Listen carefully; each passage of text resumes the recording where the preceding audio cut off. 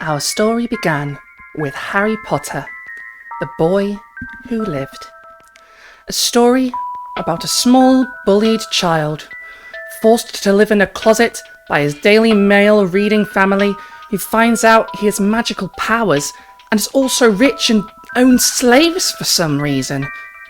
In these books, the banks that Harry frequented were run by a race of goblins, a dead ringer for anti-Semitic caricatures straight from Nazi Germany or Imperial Russia. From their physical features, to their hoarding of money, to the ultimate portrayal of Harry Potter in the 7th book, The Deathly Hallows. Many tried to point out the anti-Semitic stereotypes that underlay the design of these goblins, but the books were a success, as were the movie adaptations that followed. Ultimately, whatever concerns people had about these badly thought out stereotypes were drowned out by the sheer mass of public adoration for a series of books so beloved they broke records all over the world. But the story of the wizarding world didn't end there. No, not by a long shot. You see, the Harry Potter films turned out to be such a success that they made the Warner Brothers company, which owned the film rights to the IP, desperate to milk Harry Potter for all he was worth. What am I doing with my hand? That came out wrong. That could have been phrased better. Anyway, what I mean to say is that another film series was made, Fantastic Beasts and Where to Find Them, a planned set of several movies based on a short novelty book that would follow the adventures of Newt Scamander, a charming wizard with a love of animals but lacking in social skills, and his daring quest to stop... Wait, what did the note say? He wanted to make sure World War II did happen. I'm sure that can't be right.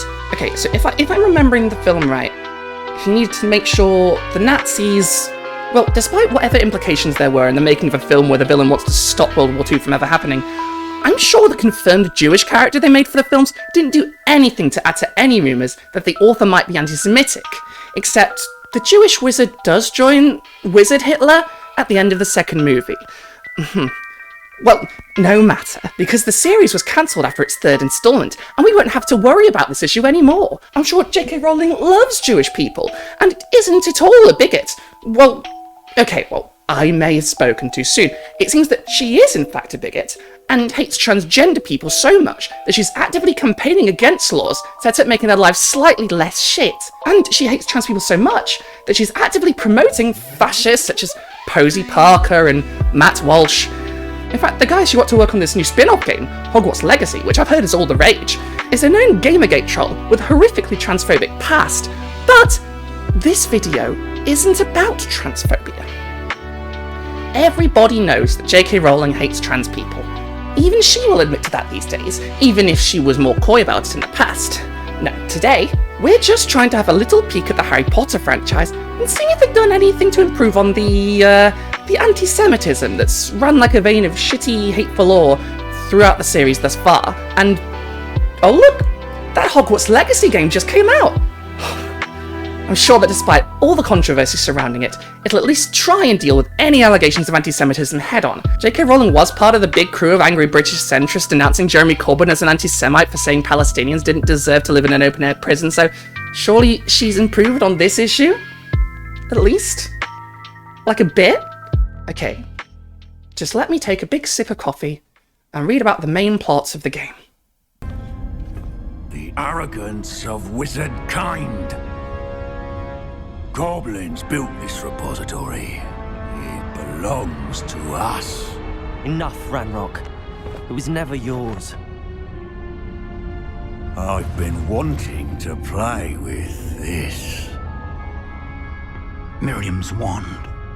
If she'd simply handed over the container, all of this could have been avoided. Foolish, self-important witch. Seems you were two of a kind. She didn't know when to give up either.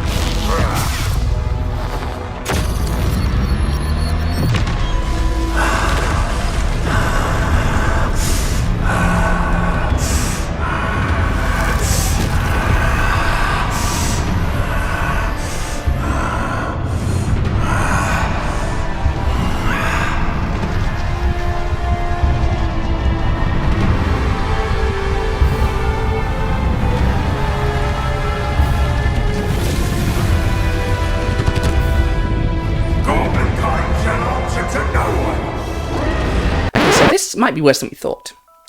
But why should you listen to me, you might well be asking? Well, let me tell you. I'm Bridget Empire, science and culture correspondent for the Daily Telegraph, the only newspaper in Britain who refuses to cover the Harry Potter properties because they give away the secret to Lord Nonce-Bottom's Horcruxes. Not for any principled stance against transphobia or anything, and before you ask, I'm not just some regular old Gilderoy Clockhart. As a columnist for a prestigious British newspaper, I signed the blood pact swearing to rain hellfire and damnation on trans people every week, just like everyone else on Fleet Street. In fact, I've read so many columns talking about how trans people are the devil that I'm not going to talk about that at all. When people see J.K. Rowling now, they all think of her stance on trans people, but that's not fair. There's so much more to her than that, like naming herself after a famous advocate of gay conversion therapy for her crime series, like her incredibly racist depiction of anyone who's less waspy than a hornet's nest in all of her books, and of course her inability to stop cozying up to the most vile people on the internet just out there in public. At this point, talking about Rowling isn't just overdone, it's tired. Or at least, that's what my editors told me when I suggested this video. See, they don't know about the goblins, you know? The goblins? You saw the Jon Stewart clip. The goblins. Jews are still where they are, talking to people. What I say is, have you ever seen a Harry Potter movie? And people are all like, I love the Harry Potter movies. Like, you ever see the scenes in Gringotts Bank? And they're like, I love the scenes in Gringotts Bank. He's like, do you know what those folks that run the bank are? And they're like, what? And they're like, Jews. And then I remember, and then that person says, no, goblins. And then you go, And you're like, you hear yourself? Let me show you this from, it's the Protocols of the Elders of Zion. I just want to show you a caricature. And they're like, oh, look at that. That's from Harry Potter. And you're like, no, that's a caricature of a Jew from an anti-Semitic piece of literature. J.K. Rowling was like, can we get these guys to run our bank? And you're like, it's a wizarding world. It's a world where it's you like, can imagine anything. the train station has a half a thing and no one can see it. And we can ride dragons and you've got a pet owl. And who runs the bank? Who should run the bank? Jews. But not only Like, that, no, it's- I feel like she was like, why'd you make it so subtle? Yeah, I mean, it's real. Like, yeah, they look like Jews. But what if the teeth were sharper? And you're like, oh, okay. I truly, I was like 11 or 12 Yeah. and was like, I love Harry Potter. And I remember like being in the theater and being like, this is kind of fucked up. That's It exactly. might have been Anyway, I just happened to let slip to Dan that I wanted to talk about how dangerous it is that a famous author is platforming hateful conspiracies straight out of the Third Reich, and he had no idea what I was talking about, because he hasn't been outside since the halcyon days of the Kaiser. Needless to say, dear viewers, I think I got myself a rare day pass on this one. You see, unlike those bastards down the road of the Spectator, the one thing we won't stand for here at the Daily Telegraph is the spread of fascism. Not because we've got any moral standards or anything like that, goodness no, but because fascists taste like ashtrays, and Lord Nonce-Bottom refuses to dine on anything but the most delectable of souls. So let's begin. Okay, so I'm not going to go much into the story behind why people are boycotting Hogwarts Legacy. You all know by now that J.K. Rowling is a massive bigot who's actively trying to make life worse for trans people in the UK and across the world with her massive platform and her mountain of Harry Potter money. I'm not even going to spend too long on the fact that Hogwarts Legacy introduced a transgender character to try and stave off some of the backlash and, in true Harry Potter fashion, named her Sirona Ryan. I'm assuming that's Sir for short, or Sir Ryan? It's a treat to see you, Lodgok. I shall let you know if I hear anything. Thank you, Joanne. Very cool. All trans people have been asking for all those years is a trans character with as horrifically effective enemies you've given to every other minority group. I'm sure she gets along famously with Cho Chang and Kingsley Shacklebolt. The thing is, besides all of that, I find it incredibly worrying that we've reached a stage in our creep towards fascism in the UK that our most famous author's flagship property can have a high-profile game come out where the plot is essentially the protocols of the Elders of Zion. Like, the plot of Hogwarts Legacy is very, very worrying. Just from a cultural standpoint, trans issues aside, the goblins were a bad look to begin with, but having them in the role they are in the game goes beyond even doubling down on how problematic they are. It makes it worse. Like, beyond worse, it makes it goddamn dangerous. This portrayal could genuinely cause real-world harm. How, you might ask? Well, let me briefly explain the plot, and then the history it draws from. The history of a bloody conspiracy that has led to systematic discrimination and mass murder. This somehow is a video about Hogwarts Legacy. Jesus fucking Christ. I used to write J.K. Rowling letters as a child, and I queued up all night for the Deathly Hallows. How did it come to this? Anyway, From the Mary Sue. The game takes place in the 1800s, so one of the challenges players will face is a so-called Goblin Rebellion, of which there are several mentioned throughout the Harry Potter series. In Hogwarts Legacy, goblins are rebelling against wizards for not being able to carry wands, and are depicted as the antagonists in that struggle, with the rebellion leader even tenuously teaming up with a dark wizard to achieve his goals. Framing an oppressed species as evil for wanting to freely use their own magic and not be oppressed anymore is honestly quite gross, considering the goblins are depicted as hook-nosed greedy bankers, a staple of anti-Jewish propaganda since the Middle Ages. This plot feels even worse. No matter how beautiful the graphics or how smooth the gameplay, purchasing Hogwarts Legacy directly supports a studio who continues to perpetuate these caricatures of Jewish people in a time of rising anti-Semitism, as well as an already wealthy woman whose hatred of trans women even extends to banning them from a sexual violence help centre. In short, the plot of Hogwarts Legacy centres around a goblin rebellion. Goblins are oppressed in the Wizarding World all the way up to the end of the Harry Potter series without any major status quo shifts. To try and gain the upper hand against the Wizarding World, a gang of goblins team up with explicitly evil wizards and kidnap children to further their aims. The game ends with you fighting the head of the Goblin Rebellion, who has absorbed a bunch of ancient magic and has become a gigantic dragon for the purposes of destroying a wizard school? So, oh yeah, spoiler alert. Also, I have notes, and so does the Anti-Defamation League. The blood libel refers to a centuries-old false allegation that Jews murder Christians, especially Christian children, to use their blood for ritual purposes, such as an ingredient in the baking of Passover matzah, unleavened bread. It is also sometimes called the ritual murder charge. The blood libel dates back to the Middle Ages and has persisted despite Jewish denials and official repudiations by the Catholic Church and many secular authorities. Blood libels have frequently led to mob violence and pogroms, and have occasionally led to the decimation of entire Jewish communities. The blood libel is particularly appalling in light of the fact that Jews followed the Hebrew Bible's law to not consume any blood, which is found in the book of Leviticus. In order for an animal to be considered kosher, all its blood must have been drained and discarded. The first ritual murder charge took place in Norwich, England, in the 12th century. A boy named William was found dead in the woods outside the town, and a monk, Thomas of Monmouth, accused local Jews of torturing him and murdering him in mockery of the crucifixion of Jesus. Although many townspeople did not believe this claim, a cult venerating the boy eventually sprang up. At this time, the myth began to circulate that each year, Jewish leaders around the world met to choose a country and a town from which a Christian would be apprehended and murdered. The blood libel spread throughout the Christian world in the Middle Ages. When a Christian child went missing, it was not uncommon for local Jews to be blamed. Even when there was no evidence that any Jew had anything to do with the missing child, Jews were tortured until they confessed to heinous crimes. Some Christians believe that the 4 cups of wine that Jews drink at the Passover Seder celebrations were actually blood, or that Jews mix blood into the hamantashen, sweet pastries eaten on the Jewish holiday of Purim. Others claim that Jews use Christian blood as a medicine, or even as an aphrodisiac. Scholars have documented about 100 blood libels that took place from the 12th to 16th centuries. Many of them resulted in massacres of Jews. Twitter user Moby Dick Girl even went out of her way to say that this looks very much like Blood Libel the game in every way. What we believed we know well about the plot in advance, the game is primarily about crushing a goblin rebellion, led by Ranrock. There's apparently a pre-release gameplay video in which Ranrock and Rookwood discuss the possibility of abducting a child. Ranrock is indeed the leader of Goblin Rebellion. His main motivation in the plot is trying greedily to monopolize ancient magic, a type of magic exclusive to Legacy canon. Now, conventional magic is established as a hereditary ability that can't be transferred. Ancient magic, on the other hand, manifests as substance which can be drawn from the body. Like blood, then. Ancient magic energy can be stored. There's a bunch of ancient magic repositories around because a Hogwarts professor, Isadora Morganac, who discovered how to tap ancient magic, started extracting it from a student, so there's the child endangerment element for you. Note that it is established that Isadora became addicted to ancient magic, which seems to be drawing in another variant into the blood libel, namely the QAnon theory about implicitly Jewish Hollywood elites becoming addicted to adrenochrome extracted from living children. Needless to say, this is horrific. It is also, in fact, something many British people overlook.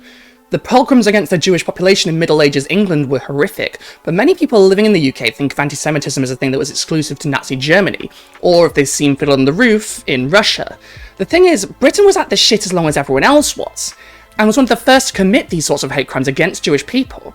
And as history often rhymes, yet again, British culture celebrates a story with a wildly anti-Semitic narrative with no regard for the consequences. And obviously the story goes much deeper than that, and much darker. In 1903, a fabricated document called the Protocols of the Elders of Zion was published in Tsarist Russia, now known as the most influential work of anti-Semitism ever to be written. The Protocols of the Elders of Zion played a huge role in spreading and popularizing belief in an international Jewish conspiracy, which would lead to purges of Jews across Europe, and eventually in the Holocaust, where 6 million innocent Jewish people were murdered because of their hatred inflamed by works of fiction such as these. The Protocols purported to document the minutes of a meeting in the late 19th century between the titular Elders of Zion, a group of Jewish people from around the globe conspiring to take over the world, and it is a hateful, despicable piece of writing. Notably, one of the protocols listed in this vile text is a plan for Jewish bankers to control the world's economies. A century later, as children, we are reading about stories that play into this trope as some sort of whimsical, magical world. I find nothing funny about anti-Semitism. In fact, the very fact that these stories are allowed to spread in children's media with little outcry except from those of us who are already critical of J.K. Rowling's media is deeply worrying. Jewish people deserve better than this. And I find it notable too, the very same media voices who feign deep concern about anti-Semitism spreading in Jeremy Corbyn's Labour Party have absolutely nothing to say, if not outright supporting this story and J.K. Rowling by association, and the harm it encourages by its similarity to stories and tropes that have done real material harm. Like, genuine mass murder harm. Of course, you wouldn't know this from looking at the conversation around the game. Even the places that are critical of Hogwarts Legacy are mostly talking about it as a means of supporting the world's most famous transphobe, which I do understand and agree is a good reason to stay away from the game. However, we really should be talking about how we got to this point in the first place. This shit has no place in any story, never mind one of the biggest franchises in the entire world, and as much as I do believe that people should stay away from Hogwarts Legacy so as not to support J.K. Rowling anti-transphobia, I feel like we should point out that bigotry doesn't only affect the group targeted. That shit metastasizes, spreads, and if we let anti-Semitism go unchallenged, more people will put these damaging tropes into their stories. Stories influence other stories, and if a trope goes unaddressed, it can propagate. It'll spread further. They have done once before. Transphobic panics inflame other bigotries, and anti-Semitic stories will inflame transphobia right back. So we need to stand together on this. An injury to one is an injury to all. So, in case you're on the fence, if you care at all about marginalised people, even if you hate trans people with every fibre of your being, don't buy Hogwarts Legacy. Do not reward stories that spread the same lies that haunted the 20th century with your money. Let the game die. Let it starve. Let the world know we will not tolerate hate. And save yourself $60 while you're at it. You worked hard for that. Why spend it on this bollocks? It doesn't even look like a good game. Go buy yourself something nice instead. I mean, Metroid Prime Remastered just came out. Everyone knows Metroid Prime was good. It's a 10 out of 10 game. Go get that instead. In fact, how about you buy, like, the opposite of Hogwarts Legacy? Like, how about you donate to a charity that fights against anti-Semitism? Or better yet, break into J.K. Rowling's house and plant the idea in her head to do what Star Trek did to the Ferengi, and try and make up for having a race in their sci-fi series that's clearly an anti-Semitic caricature by trying to add nuance to them and having the society go through a drastic change in a way that's not entirely convincing, but at least shows that she was aware that she's fucked up and tried to address legitimate concerns of, you know, a lot of people, instead of doubling down and then tripling down, as she is known to do. Workers of the world, unite! You have nothing to lose but your chains. What's happened to you? Or just, I don't know, go for a walk and don't give this racist, transphobic piece of shit of a product your money. And if you must play it, there's always the option of the high seas. Do what you want, 'cause a pirate is free. You are a pirate. You're har, fiddle-dee-dee. Being a pirate is a rat-a-tee. Do what you want, 'cause a pirate is free. You are a pirate. You are a pirate. We got us a map to lead us to a hidden box that's all locked up with locks and buried deep away. We'll dig up the box. We know it's full of precious booty. Bust open the locks, and then we'll say hooray! Yar, har, fiddle-dee-dee. If you love to sail the sea, you are a pirate. Weigh anchor! Yar, har, fiddle-dee-dee. Being a pirate is alright with me. Do what you want, 'cause a pirate is free. You are a pirate. Yar, ahoy in the blast. Diggity fast. In the black pack at the end of the mast. You are a pirate. We're sailing sailing away. Adventure waits on every shore. We set sail and explore, and Ren and jump all day. We float on our boat until it's time to drop the Thank anchor. you once again to my patrons for supporting this channel. If you want to join them and to support me with this channel, with moving costs, with everything, with keeping this channel going, with its funding its sister podcasts, my hosting fees, new equipment, so my camera doesn't look like shit, well, you can do that from as little as £1 a month. And with that, you get occasional early videos and a shout out at the end of this video, just like Joey Cobalt, Charles TSMTMS, Scarjan, and Nora Mia. Also, consider liking this video, subscribing to the channel, and sharing it with your friends. As Tesco said, every little helps. Fuck me. Alright, goodbye. Hamantischen. I'm so sorry, any Jewish listeners speaking. I'm so sorry for any people speak. I'm so sorry to all my Jesus fucking Christ. I'm very sorry to anyone that can speak any Hebrew words. That was fucking terrible. Sweet pastries eaten on the... To the ultimate betrayal of Harry Potter in the 7th book. What? She wants in. From the physical features to their from the... No!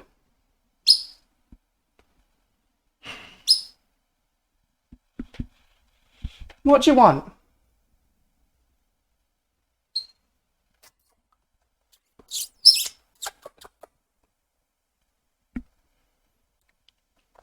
Yeah, from the physical features to the hoarding of money to the ultimate betrayal of Harry Potter. Many tried to point out the anti-Semitic stereotypes that underlay the design of these goblins. But the books were a success.